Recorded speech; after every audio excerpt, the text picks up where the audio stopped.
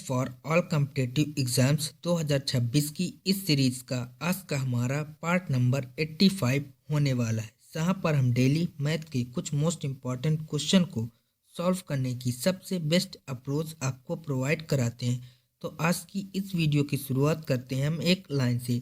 तो लाइन आपकी कुछ इस प्रकार से है कि यदि आप आज की इस नींद को त्याग करते हैं तो जो कल आपको सफलता मिलेगी उससे आप अपने आसपास पड़ोसियों की नींद को उड़ा दोगे। तो ये थी हमारी लाइन। आज की इस वीडियो को करते हैं स्टार्ट। आज का हमारा पहला क्वेश्चन है कि किसी धनराशि पर दूसरे वर्ष के लिए अर्जित जो ब्याज है वो है 3,726 रुपये और जो ब्याज की दर है वो है 15% वार्षिक, जो वार्षिक रूप से चक्रवृद्धि होती है। तो हमें धनराशि को फाइंड आउट करना था कि शुरू में जो धनराशि थी वह कितनी थी। तो इस प्रकार का क्वेश्चन जो है वो आपको हर एग्जाम्स में देखने को मिलेगा। तो इस क्वेश्चन को सॉल्व करने की आज की इस वीडियो में हम आपको बताएंगे सबसे बेस्ट मेथड। तो पहला मेथड ये होगा कि आपका पहला काम ये होगा कि सबसे पहले आपको जो दर दी गई है उसकी आप फ्रैक्शनल वैल्यू को फाइंड आउट करें। तो यहाँ पर जो दर है वो है 15% वार्षिक। तो सबसे पहले हम 15% की फ्रैक्शनल वैल्यू को फाइंड आउट करेंगे।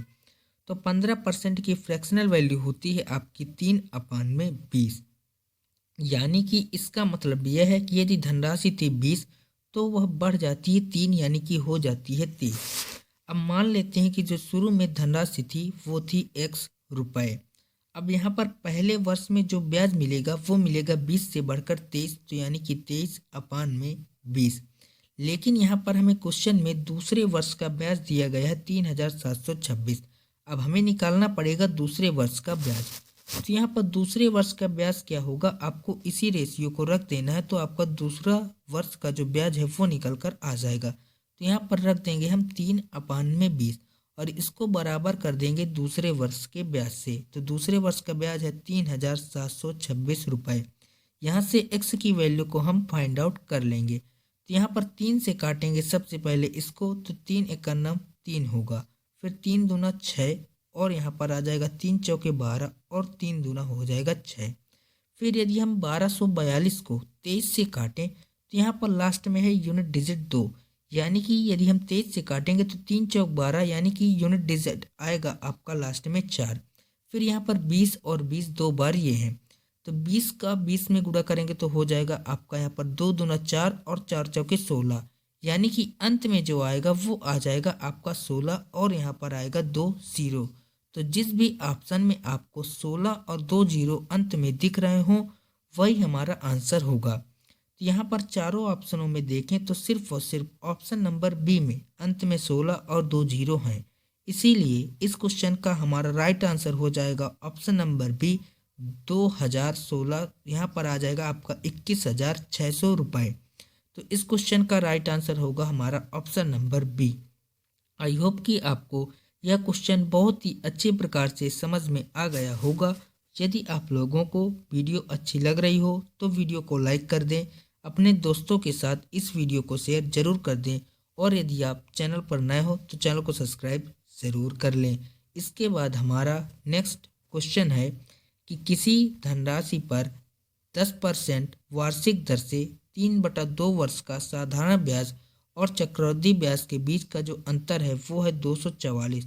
तो धनराशि हमें फाइंड आउट करनी थी, जबकि ब्याज की जो दर है वो अर्धवार्षिक रूप से चक्रवृद्धि हो रही है।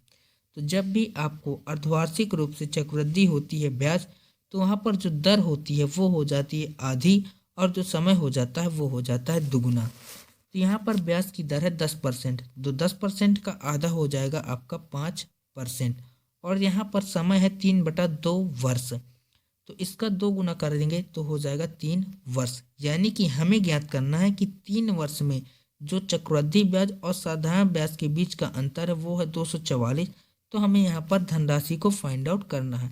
तो जब भी आपको 3 वर्ष के चक्रवृद्धि ब्याज और साधारण ब्याज के बीच का अंतर दिया गया हो तो उसके लिए फार्मूला होता है आपका PR² अपान में 100 का स्क्वायर इंटू में 300 प्लस R अपान में 100।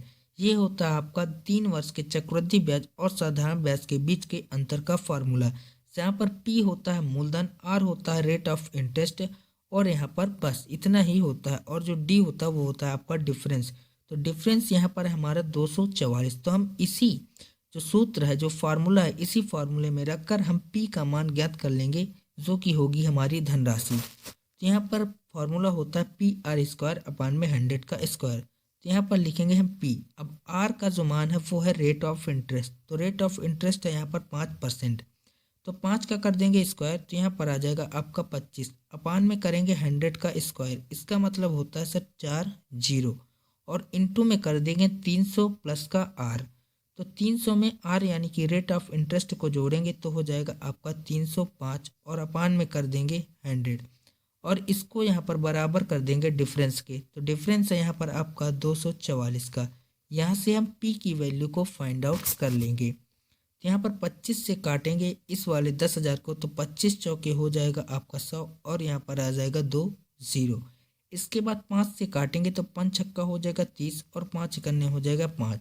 5 से काटेंगे इस 400 को तो जाएगा आपका 80 बार। अब यहाँ से 61 को काटेंगे 244 को, तो ये जाएगा 4 बार। अब 100 गुणा है यहाँ पर 8 है, यहाँ पर आ चुका है आपका 80। तो 100 गुणा 80 करेंगे तो 8,000, और 8 चौके 32, यानी कि यहाँ पर आ जाएगा आपका 32,000। तो यहाँ पर जो पहले धनराशि थी वो थी 32,000 रुपये। तो इस क्वेश्चन का राइट आंसर होगा हमारा 32,000, option number A. I hope कि आपको यह क्वेश्चन भी बहुत ही अच्छे प्रकार से समझ में आ गया होगा। इस क्वेश्चन के बाद हमारा नेक्स्ट क्वेश्चन है कि 2 अंकों की एक संख्या में 45 को घटाया जाता है, तब संख्या के अंक आपस में स्थान बदल लेते हैं। संख्या की इकाई का अंक दहाई के अंक से 5 कम है। तो मूल संख्या को हमें फाइंड आउट करना है कि जो पहले संख्या थी वह कितनी थी। तो यहाँ पर क्वेश्चन बोला कि जो संख्या का इकाई का अंक है वो दहाई के अंक से 5 कम है। तो ऑप्शन नंबर ए में देखें तो इकाई का अंक दहाई के अंक से 5 कम है, लेकिन ऑप्शन नंबर बी में ऐसा नहीं है, तो ये आंसर नहीं होगा। फिर ऑप्शन नंबर सी में देखें तो यहाँ पर भी इकाई का अंक दहाई के अंक से 5 कम नहीं है, तो ये भी आंसर नहीं होगा। और ऑप्शन नंबर डी में भी इकाई का अंक दहाई के अंक से 5 कम नहीं है, तो ये भी आंसर नहीं होगा। तो यहाँ पर इस क्वेश्चन को हम देखते ही आंसर बता सकते थे कि इसका आंसर होगा हमारा ऑप्शन नंबर ए 27। और इस क्वेश्चन के बाद हमारा नेक्स्ट क्वेश्चन है, यहाँ पर हमारा नेक्स्ट क्वेश्चन है कि 4 अंकों की सबसे बड़ी संख्या ज्ञात कीजिए जो 15, 25, 40 और 75 से पूर्णतः विभाज्य हो। तो जब भी आपको इस प्रकार का क्वेश्चन दिखे तो हमें यहाँ पर संख्याओं को देखना है और उनकी डिविजिबिलिटी रूल को फाइंड आउट कर लेंगे। तो यहाँ पर एक संख्या है आपकी 40, यानी कि 40 से वही संख्या कटेगी जिसके अंत में होगा एक जीरो। तो यहाँ पर 2 ऑप्शन में अंत में जीरो नहीं है, यानी कि ये 2 आंसर नहीं होंगे। इसके बाद यहाँ पर है आपका 25। तो 25 का मल्टीपल हम चेक कर लेंगे। तो 25 का मल्टीपल यहाँ पर देखें तो लास्ट में है डी ऑप्शन में 9,960। ये आपका 25 का मल्टीपल नहीं है, इसीलिए इस क्वेश्चन का राइट आंसर होगा हमारा ऑप्शन नंबर सी 9,600। इस क्वेश्चन के बाद आज का हमारा जो नेक्स्ट क्वेश्चन है वो ये है कि एक किराने वाले ने 120 रुपये प्रति किलोग्राम और 130 रुपये प्रति किलोग्राम वाली मूल्य के 2 प्रकार की चाय को किस अनुपात में मिलाना जाना चाहिए ताकि मिश्रण को 136 रुपये 40 पैसे में बेचने पर उसको 10% का प्रॉफिट हो जाए। तो यहाँ पर 120 रुपये प्रति किलोग्राम जो है वो है कॉस्ट, और 130 रुपये प्रति किलोग्राम है ये भी कॉस्ट है, यानी कि यहाँ पर जो 136.40 है ये आपका सेलिंग प्राइस है। तो इसको भी हम कॉस्ट में सबसे पहले चेंज करेंगे। तो यहाँ पर है आपका 136.40। अब यहाँ पर 10% का प्रॉफिट हो रहा है, इसका मतलब यह 110 का मान है। यहाँ से हम 100% की वैल्यू को फाइंड आउट कर लेंगे तो आपका आ जाएगा कॉस्ट प्राइस। तो 11 से काटेंगे इसको तो 11 एकन्नम होगा 11, बचेगा आपका 2, 11 दूना 22 और 11 चौके 44।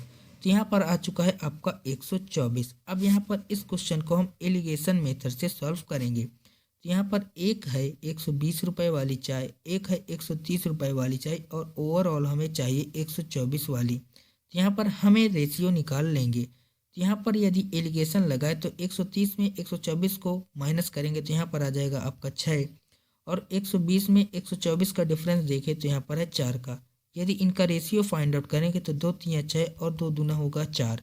यहाँ पर आ जाएगा आपका 3:2, यानी कि उन जो चाय को यदि 3:2 के अनुपात में मिलाया जाए और 136.4 प्रति किलोग्राम की दर से बेचा जाए तो उसको 10% का प्रॉफिट होगा। तो इस क्वेश्चन का राइट आंसर होगा हमारा 3:2, option number C. I hope कि आपको यह क्वेश्चन भी बहुत ही अच्छी प्रकार से समझ में आ गया होगा। इस क्वेश्चन के बाद जो आज का लास्ट क्वेश्चन है, इस क्वेश्चन का आंसर आप लोगों को हमें कमेंट बॉक्स में बताना है।